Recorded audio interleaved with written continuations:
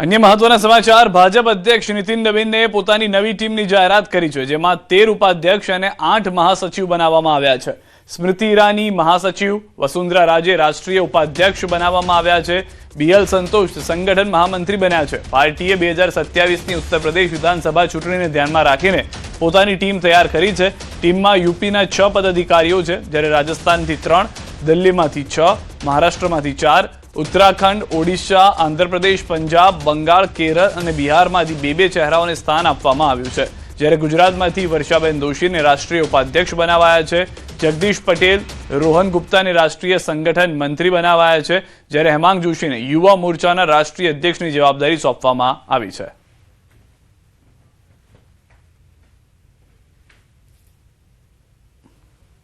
जिन लोगों ने मेरे पर ये विश्वास प्रकट किया है, उन सभी का सबसे पहले आभार व्यक्त करना चाहती हूँ। हमारे देश के आदरणीय वड़ा प्रधान श्री नरेंद्र भाई मोदी साहब, हमारे राज्य के प्रदेश राष्ट्रीय गृह मंत्री माननीय श्री अमित भाई, हमारे राष्ट्रीय अध्यक्ष माननीय श्री नितिन जी और हमारे प्रदेश के अध्यक्ष माननीय श्री जगदीश भाई विश्वकर्मा जी, राज्य के मुख्यमंत्री माननीय श्री भूपेंद्र भाई पटेल साहब, उप मुख्यमंत्री माननीय श्री हर्ष भाई पटेल साहब और हमारे कार्यकर्ता के प्रिय मार्गदर्शक संगठन महामंत्री सम्माननीय श्री रत्नाकर जी और हमारे सब प्रदेश के महामंत्री, उन सभी लोगों का, ये शीर्षस्थ नेतृत्व का मैं अपने हृदय से आभार व्यक्त करती हूँ। तो हाल में जो नवनियुक्त नेताओं जो खास करीने गुजराती के जेमांथी 4 नेताओने अलग अलग टीम में आज स्थान आपवामां आव्युं छे। स्मृति ईरानी के जेओनी पण वापसी मानवामां आवती हती टीमनी अंदर, तेओनी पण वापसी थई चूकी छे। तो जे नवी टीम बनाववामां आवी छे तेमां 2 वस्तुनुं खास ध्यान राखवामां आव्युं होवानुं जे विश्लेषको छे ते कही रह्या छे। एक तो एटलो अनुभवी साथे युवा टीमने पण स्थान मळे एनुं पण ध्यान राखवामां आवी रह्युं छे। एटला दिग्गज नेताओ, पूर्व मुख्यमंत्रीओ वसुंधरा राजे, बिप्लव देव जेवा एवा नेताओ पण छे के जे मुख्यमंत्री तरीकेनी जवाबदारी संभाળી चूक्या छे। तो કેટલાક नेताओ एवा छे के जेओ हालमां सांसद तरीके काम करी रह्या छे अथवा तो पार्टीना एक पायाना कार्यकर्ता तरीके काम करता हता, तेओने स्थान आपवामां आव्युं छे। अहींया आगळ युवा टीमनी साथे एक अनुभवी नेतृत्व मળી રહે તે માટેનો પણ પ્રયાસ કરવામાં આવ્યો હોવાનું રાજકીય વિશ્લેષકોનું માનવું છે। તેઓનું માનવું છે કે આ જે ટીમ છે તે 2027માં આવનાર 7 ઇલેક્શન જે સૌથી મોટા માનવામાં આવી રહ્યા છે, 7 અલગ અલગ રાજ્યની ચૂંટણીઓ જે છે જેમાં ગુજરાત પણ હશે, તેને પણ ધ્યાનમાં રાખી અને કામ કરતું જોવા મળશે। કારણ કે અંતે તો 2029 જે છે તે જ એક મહત્વની ભૂમિકામાં રોલમાં જોવા મળશે। केंद्रीय मंत्री सीआर पाटीलना कांग्रेस पर प्रहार। कांग्रेस कार्यालय में वंदे मातरम गीतना अपमान ने लईने कर्या प्रहार। कांग्रेस कार्यालय दिल्ली में वंदे मातरम गान वच्चेथी रोकवानो प्रयास करवामां आव्यो हतो। वंदे मातरम गान ने वच्चेथी रोकवाना प्रयास ने लईने सीआर पाटील तरफथी आ वात करवामां आवी। होबाळो करीने विपक्षी सत्रने चालवा दीधुं नहीं। आ सत्रमां करोड़ोनो खर्च थयो। विपक्षना कारणे आखुं सत्र खोरवाई गयुं। कांग्रेसना स्पोर्टिव राज्यमां पेपर लीक थयुं होय त्यारे पण कांग्रेस कई बोलवा तैयार नथी ते वात पण करी हती।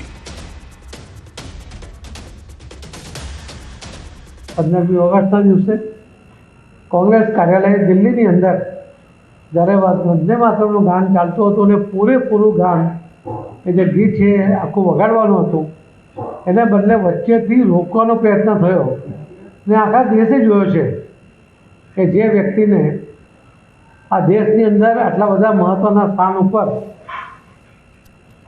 પોતે આ દેશના લોકોના સહયોગથી જ્યારે બેઠા છે ત્યારે એમણે આપણા જ દેશનું આ રાષ્ટ્રગીતને જે રાષ્ટ્રગાનને એમણે અટકાવવાનો પ્રયત્ન કર્યો છે, એ પણ આખા દેશે જોયો છે। સુરતના રાંદેર વિસ્તારમાં મારામારીની ઘટના બની। રામનગર પાસે ધી મિલેનિયમ સ્કૂલની બસના ચાલકે બેફામ રીતે વાહન હંકારીને મહિલાઓ સવાર કાર અને મુસાફર ભરેલી રિક્ષા સહિત 2 વાહનોને અડફેટે લેતા અકસ્માત સર્જાયો, જેના પગલે ઘટના સ્થળે ઉશ્કેરાયેલા લોકો વચ્ચે મારામારીના દ્રશ્યો પણ જોવા મળ્યા હતા। તો દ્રશ્યોમાં પણ આપ જોઈ રહ્યા છો, પહેલા જે બસ ચાલક છે, બસમાં જે સવાર હતા તેઓને પણ માર મારવામાં આવી રહ્યો છે। અન્ય જે લોકો રસ્તા પર હતા તેઓ પણ समर्थનમાં આવ્યા હતા, કારણ કે એક ગાડીને પણ નુકસાન થયું હતું, રિક્ષાને પણ નુકસાન થયું હોવાની જાણકારી છે અને ત્યારબાદ આ સમગ્ર મારામારીની જે ઘટના છે તે જોવા મળી રહી છે। વાહનને અડફેટે લેતા મામલો બીચક્યો હતો। પોલીસ ફરિયાદ થઈ હોવાનું હાલમાં પ્રાથમિક જાણકારી મળી રહી છે। મારામારીનો વિડીયો વાયરલ થતા પોલીસે પણ સંજ્ઞાન લીધું હોવાની જાણકારી છે। રાંદેર વિસ્તારમાં સમગ્ર ઘટના બની છે કે જ્યાં આગળ સ્કૂલ બસ સાથે 2 વાહન ટકરાયા હતા। આણંદ જિલ્લામાં ગેસની અસરે પાકને નુકસાન થયું છે. ખંભાતના વત્રા વટાદરા સીમમાં ઝેરી ગેસથી હાહાકાર છે. 500 વીઘાથી વધુ ડાંગરના પાકને નુકસાનનો દાવો છે. ઝેરી ગેસથી હજારો પક્ષીઓના મોતનો ગ્રામજનોનો દાવો છે. આકાશમાંથી પક્ષીઓ ટપોટપ નીચે પડ્યા. કેમિકલ કંપની પર ગ્રામજનોનો ગંભીર આક્ષેપ. ઝેરી ગેસથી શ્વાસ લેવામાં તકલીફની ફરિયાદ. ઉલટી ઉબકાની ફરિયાદોથી ગ્રામજનોમાં ભય. વારંવાર ગેસ છોડતી કંપનીઓથી ગ્રામજનો ત્રાહિમામ. તંત્ર કાર્યવાહી નહીં કરતું હોવાનો ગ્રામજનોનો આક્ષેપ. ઝેરી ગેસ મામલે તપાસની માંગ તેજ. એ છે કે રોહન ડાઇચ કેમિકલ કંપની જે ધુવારણ ખંભાત રોડ ઉપર આવેલી છે અને તે અવારનવાર ઝેરી ગેસ છોડવાથી અમારી ખેતીને નુકસાન થાય છે. તરત જ આ ન્યૂઝ મળતા અમારી ટીમ ત્યાં આગળ ખંભાત ખાતે પહોંચી ગઈ છે અને હાલ ઇન્સ્પેક્શન ચાલુ છે.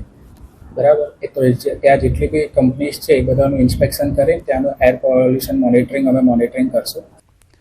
જૂનાગઢ તાલુકાના ખડિયા ગામમાં નકલી દૂધ બનાવવાના કારોબારનો પર્દાફાશ થતા ખળભળાટ મચ્યો છે. હનુમાનપરા વિસ્તારમાં નકલી દૂધ બનાવવામાં આવતું હોવાની બાતમીના આધારે તાલુકા પોલીસે જયદીપ હરસુખભાઈ ભેડાના રહેણાંક મકાન પર દરોડા પાડ્યા હતા.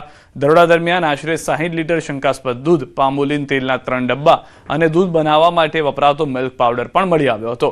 પ્રાથમિક તપાસમાં પામોલીન તેલ અને મિલ્ક પાવડરનું મિશ્રણ કરી દૂધ તૈયાર કરવામાં આવતું હોવાની વિગતો સામે આવી છે.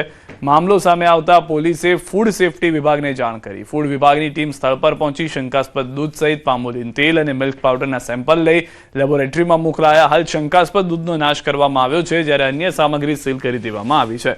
જોકે લેબોરેટરી રિપોર્ટ આવ્યા બાદ આ દૂધમાં ખરેખર કોઈ હાનિકારક કેમિકલ હતું કે નહીં અને તે માનવ સ્વાસ્થ્ય માટે કેટલું જોખમી હતું તે સ્પષ્ટ થશે. સૌથી મોટો સવાલ એ છે કે જો પામોલીન તેલ અને મિલ્ક પાવડરમાંથી દૂધ તૈયાર કરીને તેનું વેચાણ કરવામાં આવતું હતું તો આ દૂધ આખરે ક્યાં વેચાતું હતું અને કોને પહોંચાડવામાં આવતું હતું? આ નકલી દૂધનો કારોબાર કેટલા સમયથી ચાલી રહ્યો હતો અને તેની પાછળ અન્ય કેટલા લોકો સંડોવાયેલા છે તે પણ તપાસનો વિષય છે. આ જે ફૂડ સેફ્ટી ઓફિસર છે તેઓએ આવી અને તેઓએ સદર જે પામોલીનના તેલના 3 ડબ્બા તથા નકલી કેમિકલ દૂધ જે આશરે 60 લીટર છે તે તથા મિલ્ક પાવડર આ ત્રણેયની સ્થળ પરથી પંચો રૂબરૂ ઝડપી કરવામાં આવેલી અને સદર જે કેમિકલ યુક્ત દૂધ છે તેના સેમ્પલ લેવામાં આવેલા. હાલ અત્યારે જે ફૂડ સેફ્ટી ઓફિસર છે તેઓ તપાસ કરી રહેલ છે કે સદર કેમિકલ યુક્ત દૂધ છે કે કેમ અને તે અન્વયે તપાસ ચાલુ છે. ફાર્મસી શિક્ષણને લઈને મોટા સમાચાર. ફાર્મસી કાઉન્સિલ ઓફ ઇન્ડિયાનો મોટો નિર્ણય. ભાડા કે લીઝના મકાનમાં નહીં મળે મંજૂરી. નવી ફાર્મસી કોલેજોને નહીં મળે મંજૂરી. વર્ષ 2027-28 થી દેશમાં લાગુ થશે નવી નીતિ. તો હાલમાં જે જાણકારી મળી રહી છે તે પ્રમાણે ફાર્મસી કાઉન્સિલ ઓફ ઇન્ડિયાએ આ નિર્ણય લેતા ભાડા કે લીઝના મકાનમાં જો કોઈ હવે નવી ફાર્મસી કોલેજ ચાલતી હશે